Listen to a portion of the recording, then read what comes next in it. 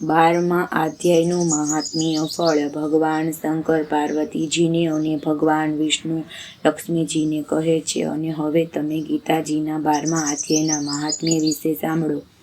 કોલ્હાપુર નગરમાં બૃહદ્રથ નામે રાજા રાજ્ય કરતો હતો. તે ઘણો શક્તિશાળી હતો. તેણે અશ્વમેઘ યજ્ઞ કર્યો અને યજ્ઞનો ઘોડો છોડ્યો. બન્યું એવું કે યજ્ઞનો ઘોડો પાછો આવે તે પહેલાં રાજાનું મૃત્યુ થયું. બ્રાહ્મણોની સૂચનાથી રાજાના પુત્રોએ રાજાના શરીરને તેલમાં રાખ્યું.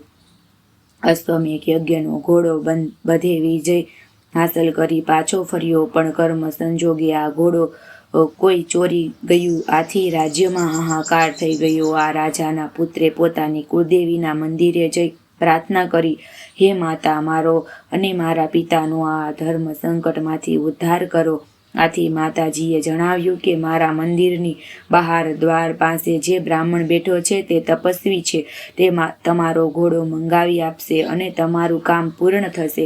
રાજાના પુત્રે દ્વાર પર જઈ તપસ્વી બ્રાહ્મણને આ બાબત જણાવી. આથી બ્રાહ્મણે ઇન્દ્રાદિ દેવોને પ્રાર્થના કરી આ ઘોડો મેળવી આપ્યો. દેવોએ આ ઘોડાને શોધીને તેમને સુપરત કર્યો. પછીથી રાજકુમારે બ્રાહ્મણને પોતાના પિતાની વાત કરી અને સજીવન કરવા વિનંતી કરી. બ્રાહ્મણને દયા આવી ને તેમણે મંત્રેલું જળ રાજાના શબ પર છાંટ્યું, જેથી તે જીવતા થયા.